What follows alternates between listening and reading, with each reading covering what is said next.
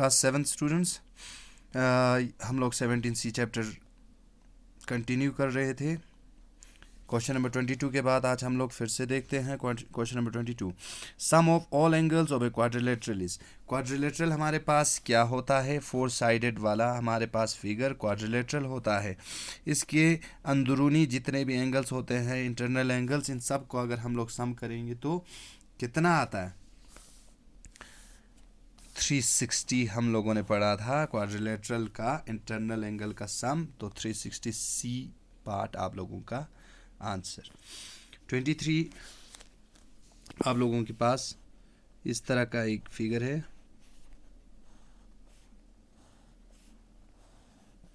ये फिगर हमारे पास 150 एंगल दिया हुआ है, यहाँ पे 120 आप लोगों के पास दिया हुआ है। अब ये हमसे क्या पूछ रहे हैं? AOC यानी ये वाला एंगल हमारे पास कितना होगा? इसको निकालने के लिए हम लोग सबसे पहले यहाँ से जो है एक पैरेलल लाइन जो इन दोनों लाइन के पैरेलल में होगा, इस तरह का एक लाइन हम लोग सेंटर से ड्रॉ करेंगे। ठीक किया। अब यहाँ पे हमारे पास मैंने आप लोगों को बताया था Z फिगर, इस तरह का जो भी हमारे पास फिगर बनेगा इसका एंगल के बारे में आप लोगों को बताया था। यहाँ देखिए आप लोगों के पास alternate interior angle, exterior angle मैंने आप लोगों को जो है बताया था। 150 यहाँ पे बन रहा है तो 150 यहाँ पे भी बनेगा। यहाँ देखिए 120 बन रहा है तो यहाँ पे भी 120 बनेगा। ठीक। ये स्ट्रेट लाइन हमारे पास 180 का होगा। 180 पे आप लोगों के पास यहाँ देखिए, यहाँ भी देखिए सप्लीमेंट्री एंगल्स बन रहा है। एक एंगल दूसरा एंगल, एक एंगल दूसरा एंगल। इस लाइन के ऊपर 2 एंगल, नीचे 2 एंगल बन रहा है। 150 180 में से 50 को माइनस कर लीजिए, ये हमारे पास 30 आया। ये वाला 120 तो ये वाला 60, तो इन दोनों को सम कर लीजिए तो ये वाला एंगल हमारे पास निकल गया। 60 70 80 90 डिग्री हमारे पास angle AOC is equal to 90 degree. B option 90 degree. 24 आप लोगों के पास फिगर है इस तरह का। ये देखिए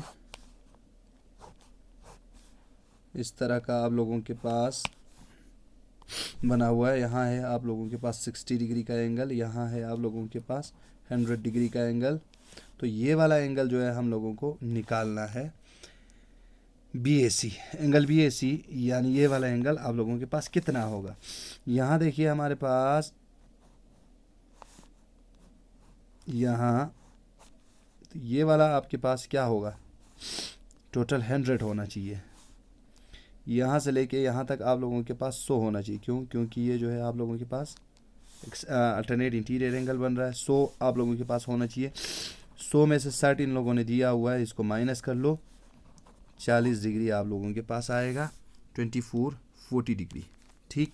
x is equal to 40 degree आप लोगों के पास आएगा। 25 आप लोगों के पास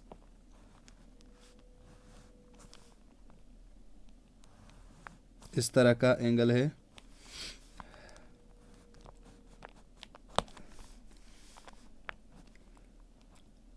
एक 100 डिग्री यानी ये वाला हमारे पास x कितना होगा?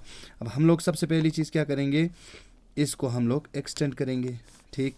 इस लाइन को भी हम लोग एक्सटेंड करेंगे। अब यहाँ पे आप लोगों के पास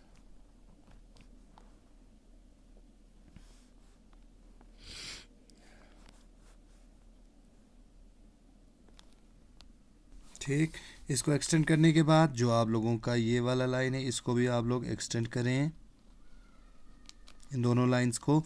ये एक स्ट्रेट लाइन है, स्ट्रेट लाइन पे 100 डिग्री का दिया हुआ है, तो सेकंड एंगल सप्लीमेंट्री एंगल हुआ।